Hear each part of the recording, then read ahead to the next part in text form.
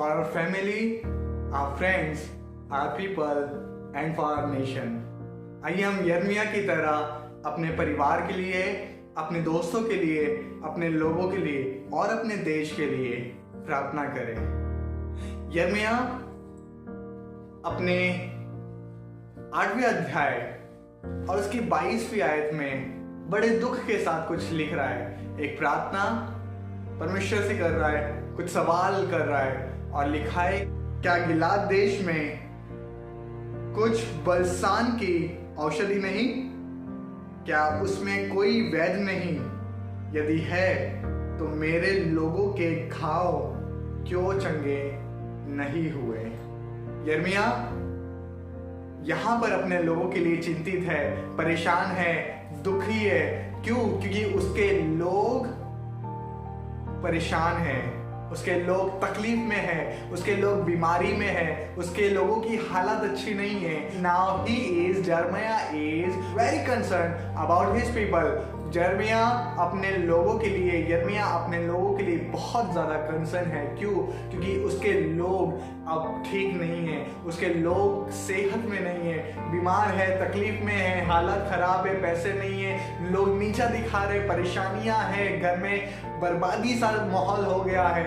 और यिर्मयाह अपने खुदा के सामने तख्त लगाता है, अपने खुदा के सामने आकर कहता है, प्रभु क्या कोई अच्छी बात नहीं है? अब तू इन्हें क्षमा कर।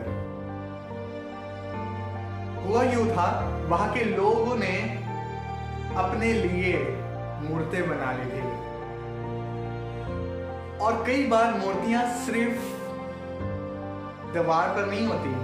आप कहेंगे नहीं भैया, हम तो क्रिश्चियन हैं, हम तो अच्छे विश्वासी है और हमारे घर पे मूर्ति नहीं दिखाई देती। जी हाँ, आपके घर में नहीं, लेकिन आपके दिल में वो मूर्ति कई बार दिखाई देती है।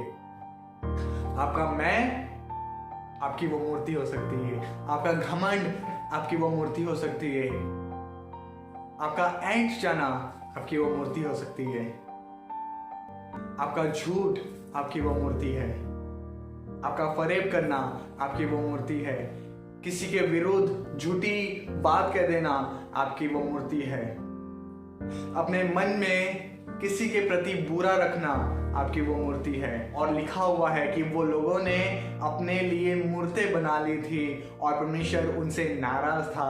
लेकिन शुक्र करता हूँ खुदावन का कि उसने यिर्मयाह को तैयार किया कि वो अपने लोगों के लिए प्रार्थना करे और परमेश्वर उनकी जिंदगी में काम करे।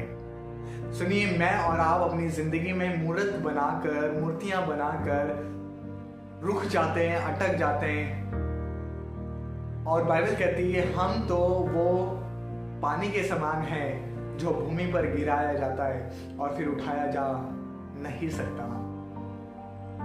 हम तो उस पानी के समान है जो भूमि पर गिराया गया और उठाया जा नहीं सकता। कभी आप ट्राई करके देखिए, गिलास भरकर पानी लीजिए और उसको गिरा दीजिए और फिर उसको उठाने की कोशिश करें, आप उठा नहीं पाएंगे।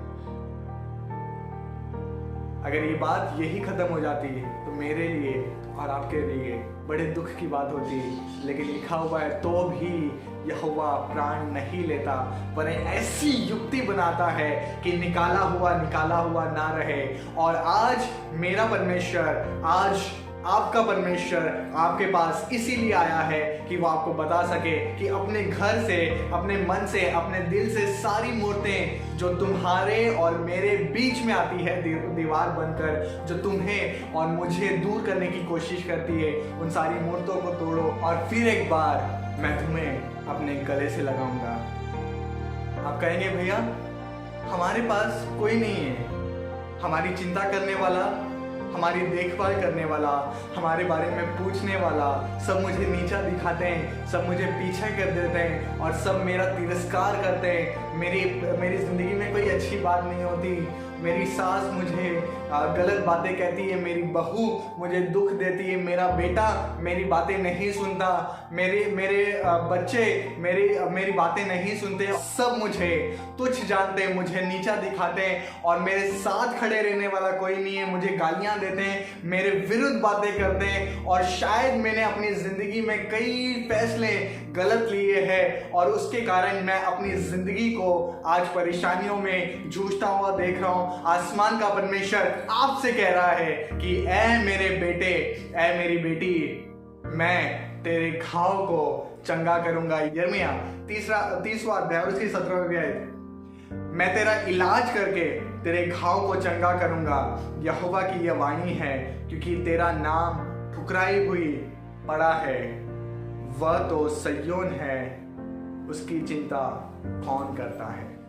अगर आपका तिरस्कार हुआ है, आप ठुकराए गए हैं, आप परेशानी में हैं और आप नीचे दिखाए गए हैं, तो यहोवा परमेश्वर आज आपसे बात कर रहा है और कह रहा है मैं तेरे घाव पर मरहम लगाकर तेरा इलाज करूंगा और तू जो त्यागी हुई है, तू जो पीछे कर दी गई है, तू जो गिनती में नहीं आती, कोई तुझे पूछता भी नहीं और कोई तेरी सुधि भी नहीं लेता, आपको जिसको बुरा भला कहा जाता है, गालियां दी जाती हैं, तुझ समझा जाता है, यहोवा कह रहा है मैं तेरी सुधि लूंगा, तेरे घाव पर मरहम लगाकर उसे चंगा करूंगा, क्योंकि तू सय्योन की बेटी है। मेरे भाई, मेरी बहन, मेरी माँ, आप ठुकराए नहीं गए हो, लेकिन आप परमेश्वर के द्वारा अपने पास बुलाए गए हो।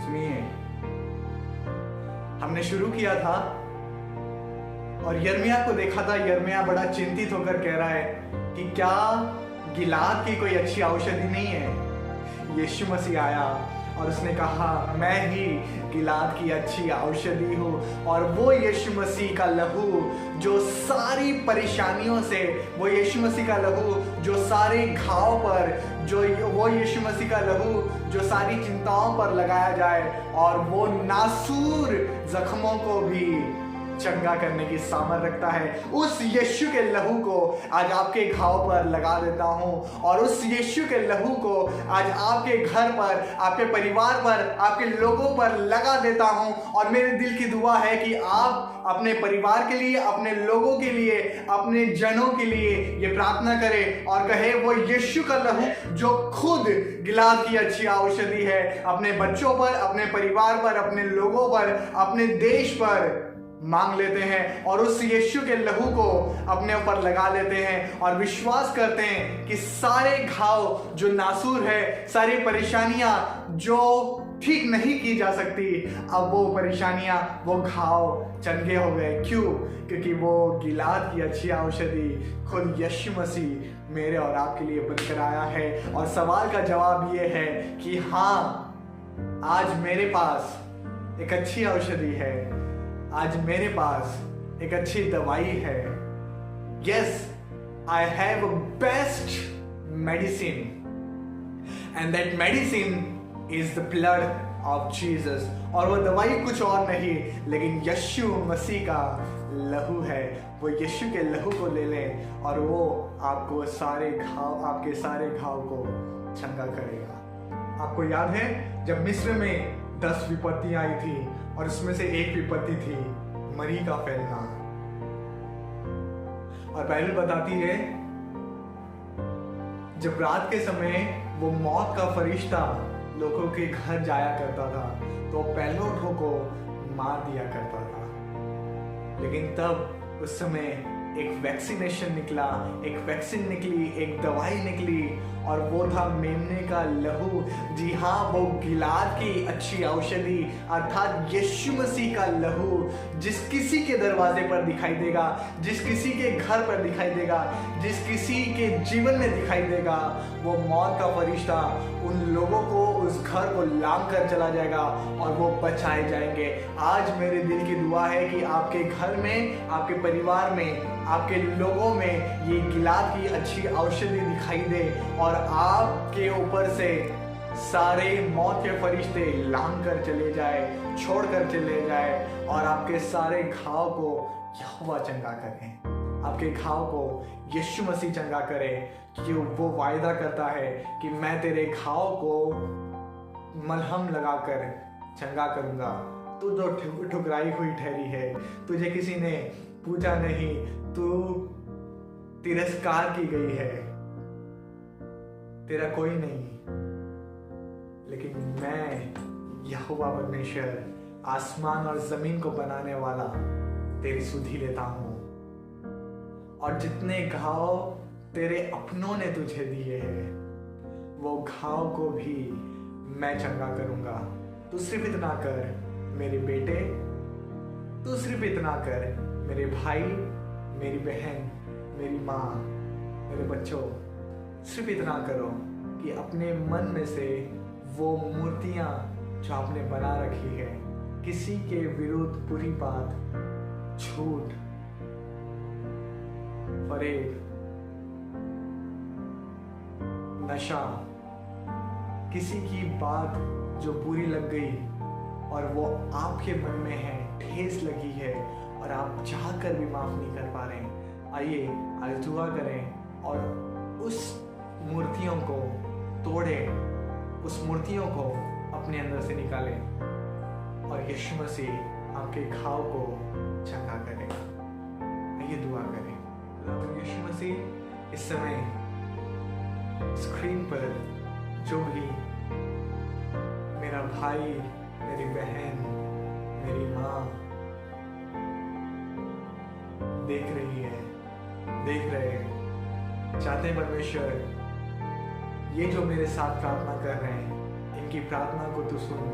यिर्मयाह की तरह मैं इनके लिए प्रार्थना करता हूँ, यिर्मयाह की तरह मैं इन लोगों के लिए प्रार्थना कर रहा हूँ, और चाहते हैं परमेश्वर कि तू इनकी मदद कर कि ये अपने मन में से वो मूर्तियों को तोड़े, और जो घाव इनके अपनों ने इन्हें दिए हैं, जो नासूर है, जो कभी ठीक नहीं किए जा सकते,